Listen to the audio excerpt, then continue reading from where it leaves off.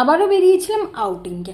আর আমাদের আউটিং বলতে নতুন কোনো বাজার খোঁজা, নতুন সবজি খোঁজা, ব্যাস ওটাই। মাছ পাওয়ার তো জো নেই, যত যাই হয়ে যাক না কেন মাছ খেতে একটু অপছন্দ হলেও আমরা তো সেই মাছে ভাতেই বাঙালি।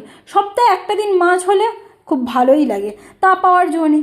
আর আমরা বাইরে বেরিয়েছি, খাবো না তা তো হতেই পারে না। ফুচকা অলওয়েজ মাস্ট আমার জন্য। তারপর গিয়ে নজর পড়লো চুগলি আড্ডাতে।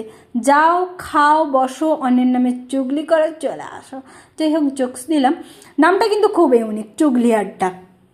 তারপর ওখান থেকে গিয়ে নিয়ে প্রথমেই অর্ডার করেছিলাম স্টিম মোমো আর ফ্রাই মোমো।